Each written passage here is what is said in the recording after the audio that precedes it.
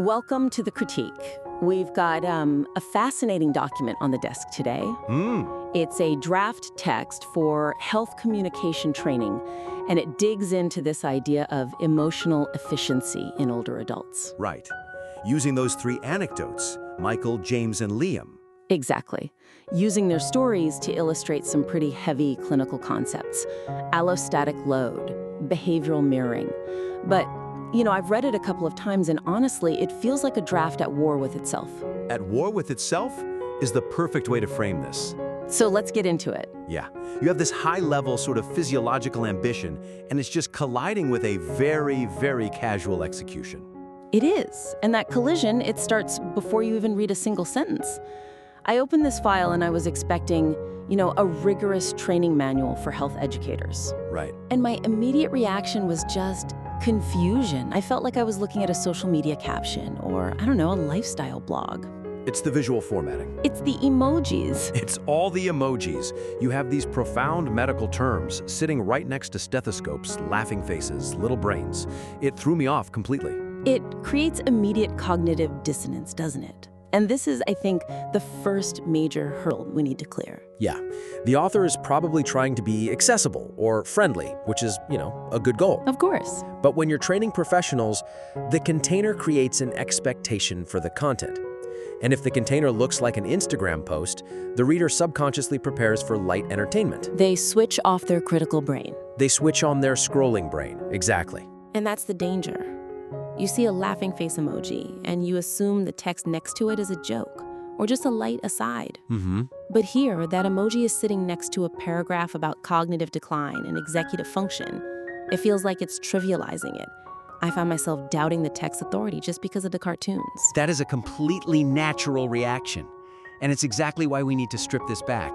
If I'm a clinician in training, I need to know the material I'm investing my time in respects the gravity of the subject. Right. The visuals are, they're writing checks that the science can't cash, simply because they look too cheap. So the feedback here is to let the text stand naked. Okay.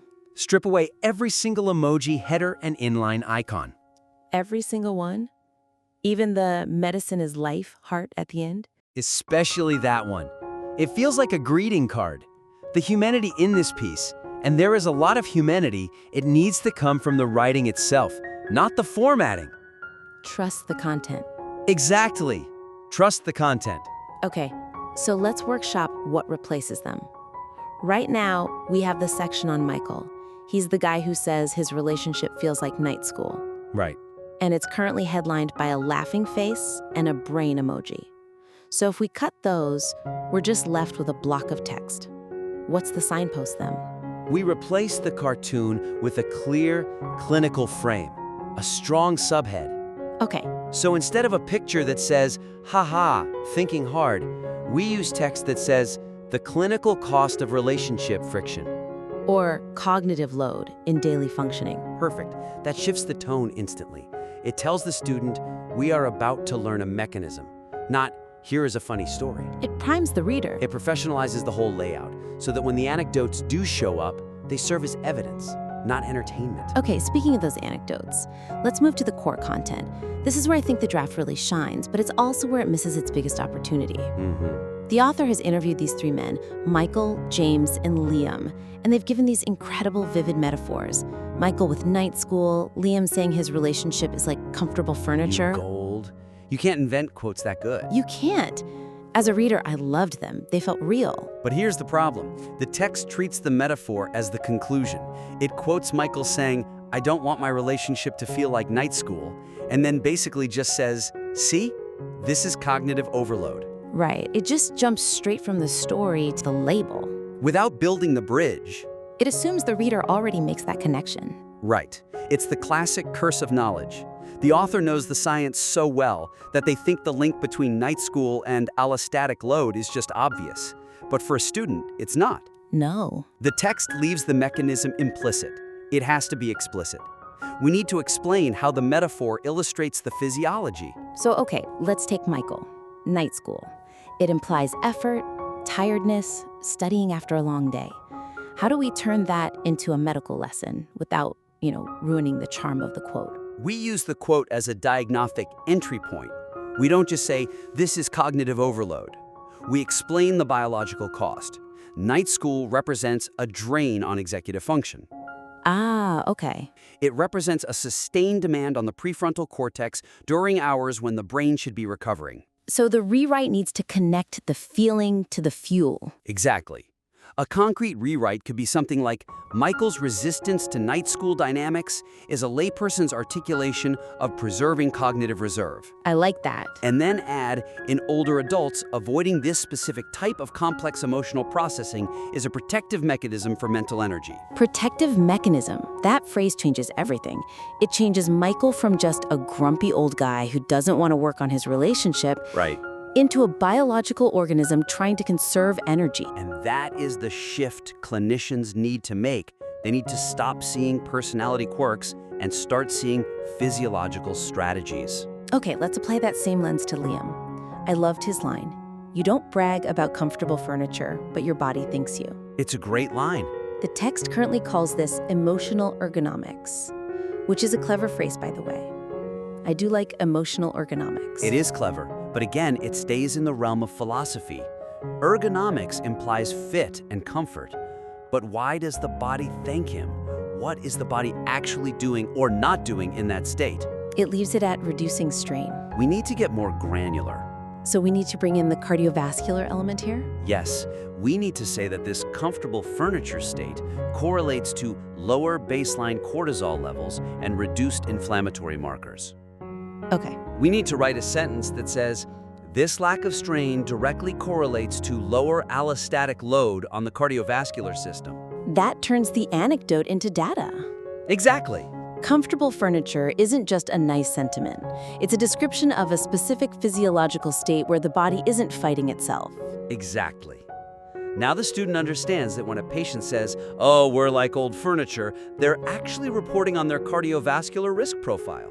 That is a massive upgrade in educational value. Okay, moving on to the third subject, James from England. This section felt the most, heartwarming, I guess, but also the least clinical. James mentions that it's easier to take his medication because his wife is taking hers at the same time. The text calls this the mirroring effect and notes that it's well documented, and then it just moves on. Yeah. It felt like a chicken soup for the soul moment. That is the perfect description. It reads like a nice observation about companionship. But in a training document, nice is not enough. Nice doesn't improve patient outcomes. No. The weakness here is passivity. The text treats this mirroring as an interesting factoid. Look, they copy each other, rather than as a tool. It leaves the so what on the table. Completely. If I'm a health educator reading this, I think, oh, that's sweet. I don't think, I need to change how I do my job. Right. We need to convert this passive observation into an active teaching strategy. So how do we operationalize a story about a couple taking pills together? We shift the framing from observation to application. The text needs to instruct the educator to look for this, to introduce the concept of dyadic health behaviors. Mirroring is well documented. It should say something like, for the health educator, James's comment suggests that adherence strategies should be dyadic rather than individual. That's a powerful pivot.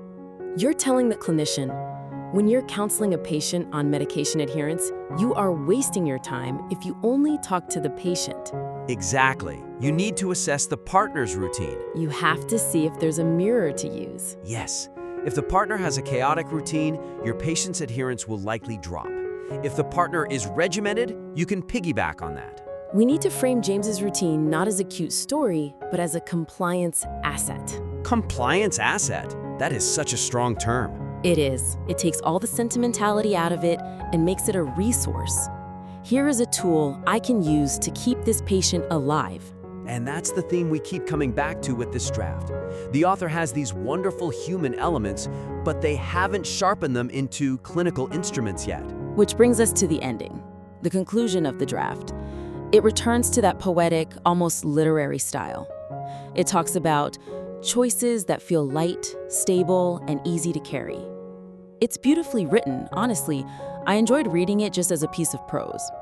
But as I was reading it, I kept wondering, can a doctor prescribe lightness? You hit the nail on the head. The rhetorical focus here drifts away from health education and into lifestyle philosophy. It's subjective. Yeah. If a patient tells me their relationship feels light, that's great. But how do I measure that? How do I teach a student to value that?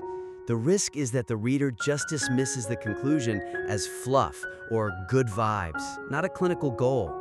But we don't want to just delete it, right? Because that emotional resonance is what makes the text readable. We don't want to turn this into a dry spec sheet. No, absolutely not. The poetry is the hook, but we need to anchor the hook. Okay. We need to validate the poetry with evidence-based practice. We have to bridge the subjective feeling of lightness with the objective reality of health outcomes. So how do we rewrite that final paragraph to keep the beauty but add the weight? We keep the line about choices that feel light, but we immediately follow it with a sentence that validates ease as a clinical metric.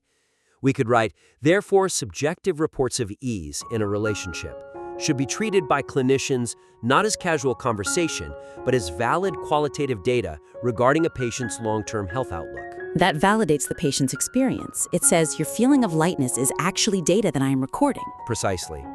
And we can do the same with the concept of avoidance. The text mentions people rejecting relationships because they're too much trouble. Right. Usually, we see social withdrawal as a bad thing in aging, a sign of depression or isolation. Yeah, we're taught that engagement is good, isolation is bad. But in this context, the withdrawal is a survival strategy. We need to give the educator a prompt to reframe that. We should add a sentence like, when a patient rejects a difficult relationship, we must learn to code this not as social withdrawal, but as allostatic preservation. Allostatic preservation. That completely flips the script. The patient isn't being grumpy, they are defending their biological baseline. It respects the patient's agency. It says, I see you protecting your energy, and I recognize that as a health behavior. That is a powerful note to end on. It is. It brings the whole document full circle, from the night school metaphor all the way to the lightness at the end.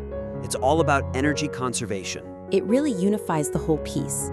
It turns a collection of stories into a coherent argument about biological energy. And that's what makes a great training text. It gives the reader a new lens to see the world. So looking at the big picture here, the author has done the hard work of gathering the raw material. The anecdotes are excellent, the visual metaphors are there. For sure. The structural problem is simply that the text is stopping short. It's presenting the evidence, but not making the closing argument. It's about 80% heart and 20% science right now. We need to shift that balance. Not by removing the heart, because that's what makes it engaging, but by making the heart serve the science. Okay, let's just recap the specific marching orders for the rewrite so the listener has a clear checklist. Sure. First, the visuals. Professionalize the format. Kill the emojis. Use headers that signal clinical learning objective, not fun story. Second, the metaphors. Don't assume the reader connects night school to executive function. Write the sentence that makes that connection explicit. Define the mechanism. Third, James and the mirroring. Move from passive observation to active strategy. Frame the partner's behavior as a compliance asset and a dyadic tool for adherence. And finally, the conclusion. Don't let the poetry float away. Anchor lightness and ease as valid qualitative data points. Validate the subjective experience with clinical terminology. If the author does those 4 things, this won't just be a nice blog post. It'll be a transformative piece of educational material. It's exciting because the potential is so clearly there. It just needs that layer of rigorous translation. I'm really looking forward to seeing the next draft. It's a great example of how you can take these soft stories and turn them into hard science, if you just frame them correctly. Absolutely. To our listener, take these lenses, visual rigor, explicit mechanism, active application, and clinical grounding, and apply them to your text. You have the gold. Now you just need to refine it. Submit the next draft once you've made those bridges, and we'll take another look. Can't wait. That's it for this critique. Now get to editing.